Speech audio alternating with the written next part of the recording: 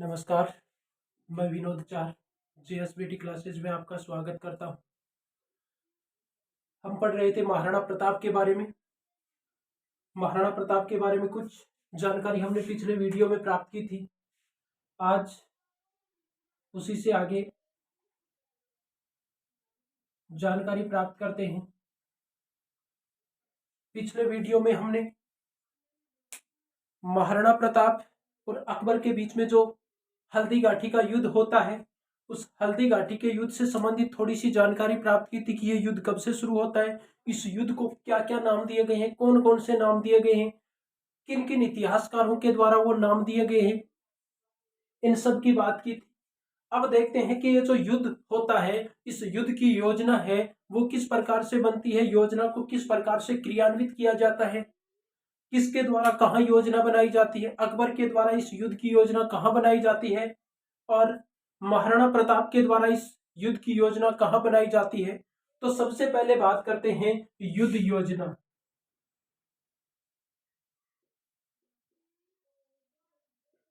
तो देखिए, बात करें युद्ध योजना की, तो युद्ध योजना है वो अकबर के द्वारा तो कहाँ बनाई जाती है और महाराणा प्रताप के द्वारा कहाँ बनाई जाती है। तो देखिए, अकबर के द्वारा इस युद्ध की जो योजना है वो योजना बनाई जाती है मैगजीन दुर्ग।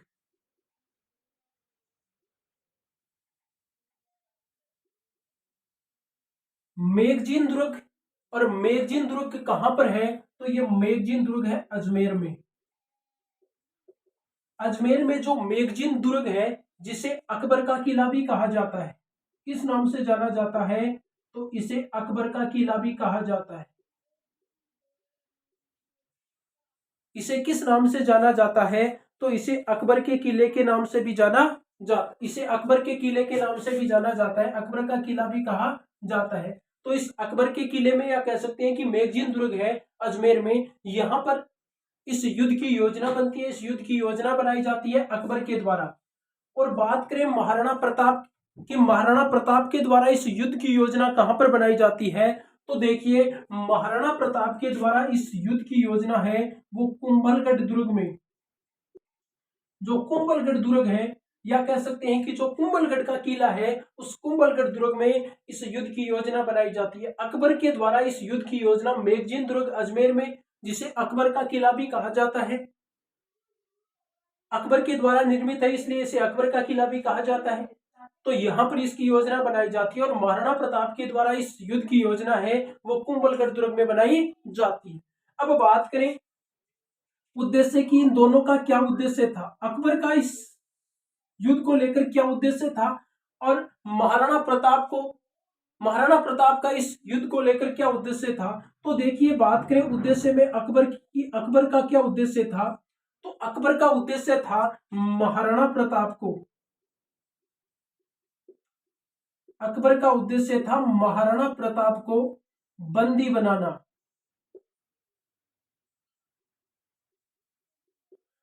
अकबर का उद्देश्य क्या था, तो अकबर का उद्देश्य था कि महाराणा प्रताप को बंदी बनाया जाए। वो किसी भी हालत में, किसी भी तरीके से महाराणा प्रताप को बंदी बनाना चाहते थे, क्योंकि महाराणा प्रताप को उन्होंने अपने अधीनता स्वीकार करवाने के लिए बहुत से प्रयास किए, लेकिन महाराणा प्रताप उनकी अधीनता स्वीकार नहीं करते हैं।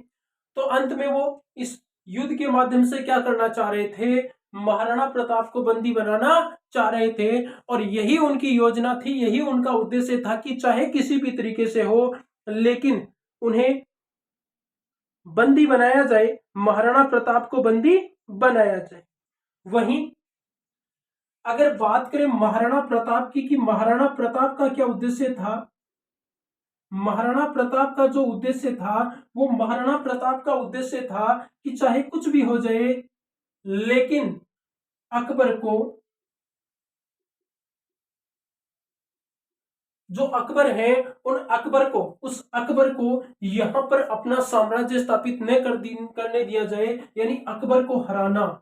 इनका प्रमुख उद्देश्य क्या था, अकबर को हराना। अकबर की जो सेना थी, उस अकबर की सेना को हराना, किसी भी कंडीशन में, किसी भी सूरत में, किसी भी स्थिति में अकबर को हराना था, वो इनका उद्देश्य था। किसका? महाराणा प्रताप का। और अकबर का उद्देश्य क्या था कि महाराणा प्रताप को बंदी बनाना।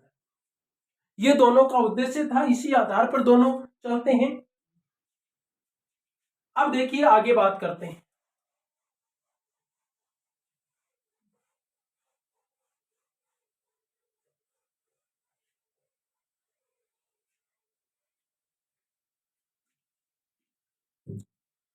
अब यहां पर जब युद्ध शुरू होता है, तो युद्ध शुरू होता है उस समय इनकी जो स्थिति होती है वो स्थिति किस प्रकार की होती है?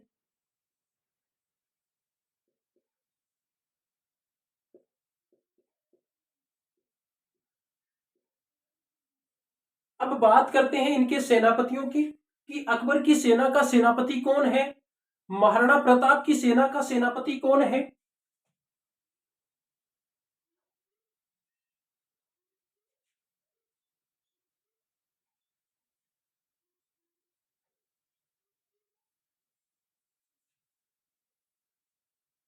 तो देखिए, बात करें अकबर की सेना में, तो अकबर की सेना में अकबर स्वयं नहीं आता है।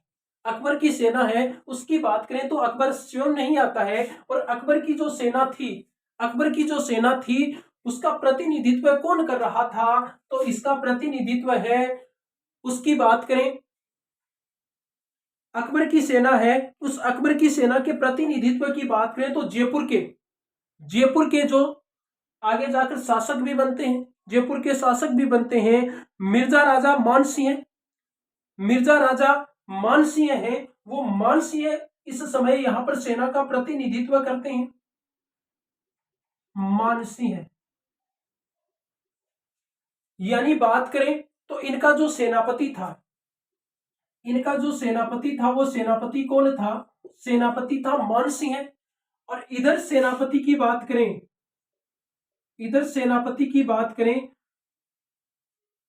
तो इधर महाराणा प्रताप की सेना का सेनापति हकीम खां सूर पठान, हकीम खां सूर पठान।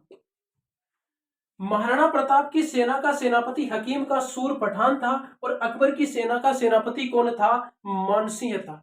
अकबर की सेना का सेनापति है वो मानसिंह था। यानी मुगलों की सेना का नेतृत्व एक हिंदू कर रहा था और हिंदुओं की सेना का नेतृत्व एक मुसलमान कर रहा था।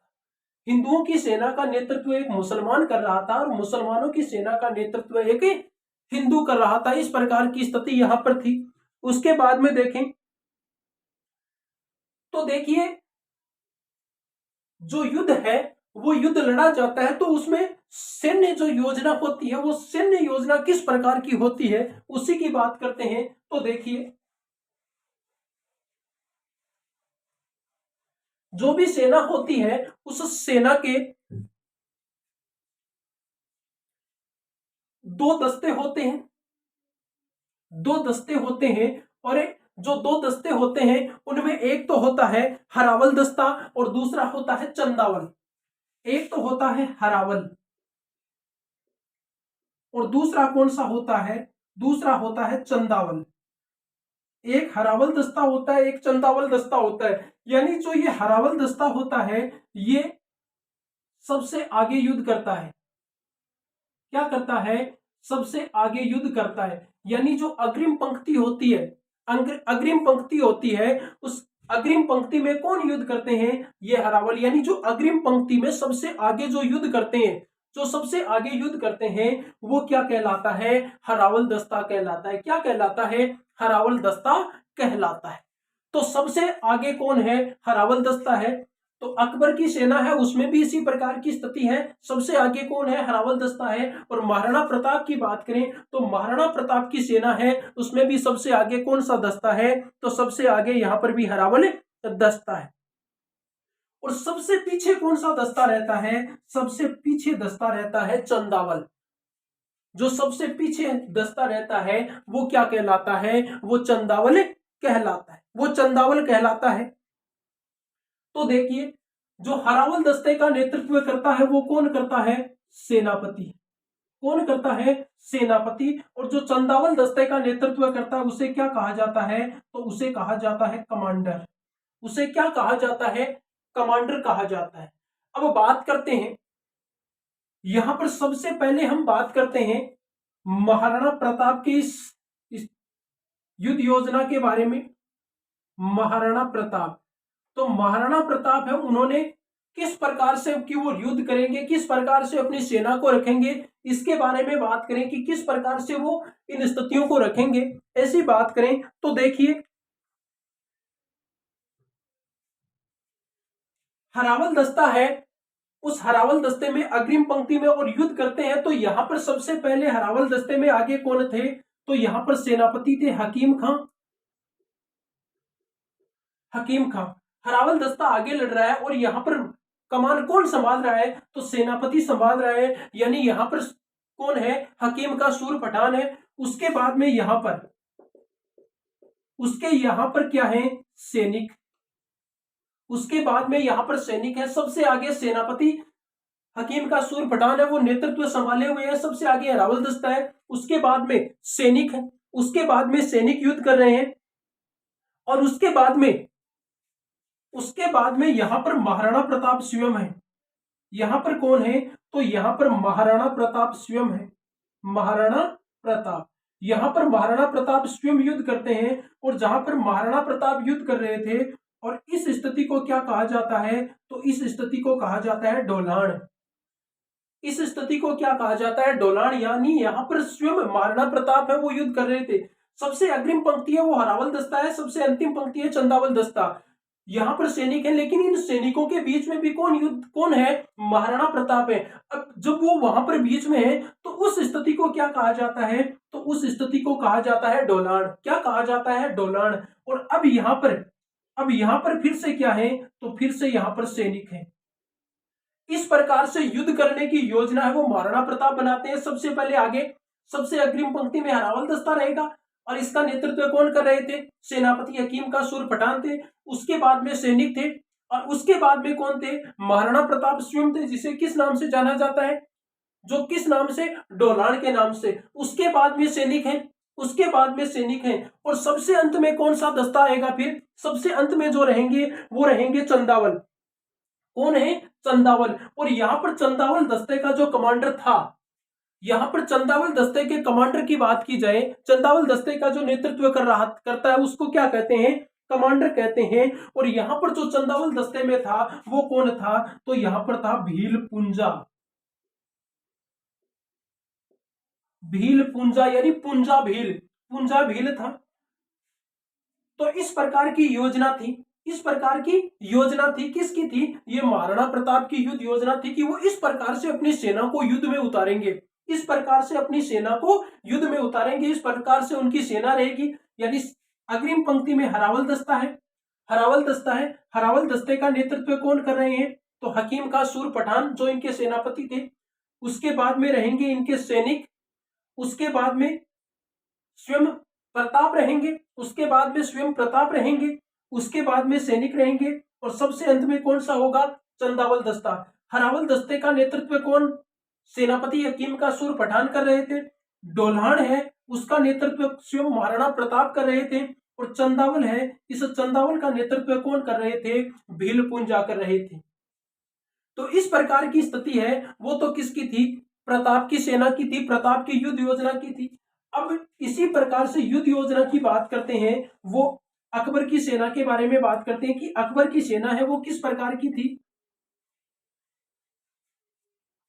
तो देखिए अकबर की सेना की बात करें तो अकबर की सेना में हरावल दस्ता, ये हरावल दस्ता है, और इस हरावल दस्ते का नेतृत्व कौन कर रहे थे, मानसिंह, मिर्जा राजा मानसिंह, जो कौन थे, सेनापति थे। उसके बाद में यहां पर इनके सैनिक हैं, यहां पर इनके सैनिक थे, और उसके बाद में इनका चंदावल दस्ता, इनका कौन सा दस्ता था, तो इनका चंदावल दस्ता था। और इस चंदावल दस्ते का नेतृत्व कौन कर रहे थे, आसफ खां। इनके चंदावल दस्ते का, यानी ये दो ही रखते हैं, महाराणा प्रताप बीच में स्वयं रहते हैं, लेकिन यहां पर ऐसी स्थिति नहीं है, यहाँ पर मान सिंह जो सेनापति हैं वो सबसे आगे रहते हैं, बीच में सैनिक है और पीछे वाला दस्ता है चंदावल दस्ता, और उसका नेतृत्व कौन करते हैं? आशफ खां करते हैं। इस प्रकार की स्थिति है वो इनकी सेना की रहती। अब देखिए आगे बात करते हैं।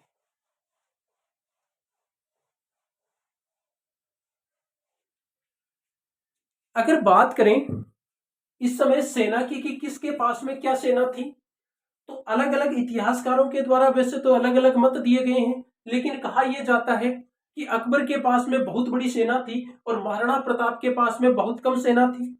अकबर के पास में बहुत बड़ी सेना थी, अकबर एक बहुत बड़ी सेना के साथ में आया था, लेकिन महाराणा प्रताप हैं उनके पास में एक छोटी सी सेना थी, और उसी छोटी सी सेना को लेकर इन्होंने युद्ध किया था।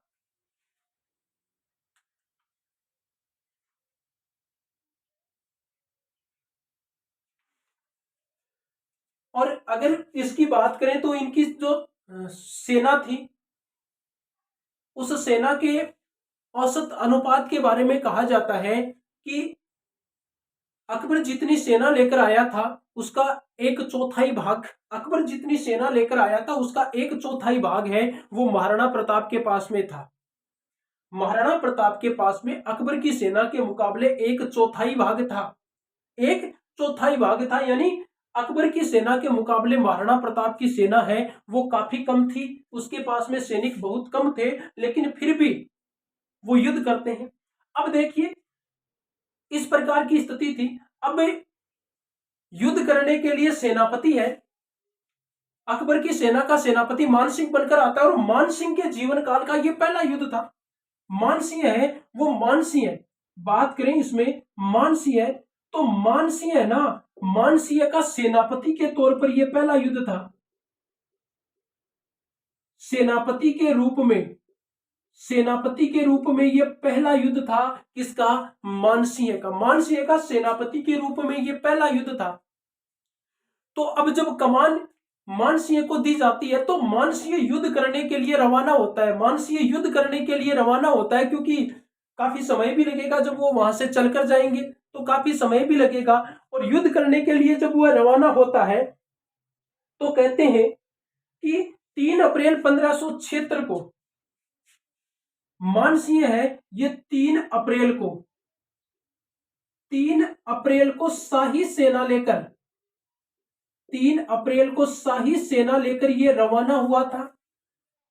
3 अप्रैल को ये शाही सेना है उसको लेकर रवाना होता है, और वहां से रवाना होकर फिर कहां पर पहुंचता है? मेवाड़ में पहुंचने के बाद में मांडलगढ़, मेवाड़ में पहुंचता है, और मेवाड़ में पहुंचकर ये अपना पड़ाव कहां पर डालता है? तो पड़ाव डालता है मांडलगढ़ में। यानी 3 अप्रैल 1576 को शाही सेना लेकर ये मेवाड़ पर आक्रमण करने के लिए वहां से रवाना होता है, और वहां से रवाना होकर कहां पर पहुंच जाता है? मांडलगढ़ पहुंच जाता है, और मांडलगढ़ पहुंचकर अपना पड़ाव डाल देता है। और कहते हैं कि ये मांडलगढ़ में यहां पर कितने समय तक रहा था? तो यहां पर 2 माह तक, ये मांडलगढ़ में 2 माह तक रुका था। कौन? मानसिंह अपनी सेना के साथ में मांडलगढ़ में 2 माह तक रुका था। अब की बात यह है कि 2 माह इसने क्या किया? तो इसने यहां पर 2 माह जब ये रुका था तो इसने यहां पर क्या किया था? यहां पर जो सैनिक थे, अपने साथ में जो सैनिक लेकर आया था, उन जो सैनिक थे यहां पर सैनिकों को प्रशिक्षण दिया था इसने।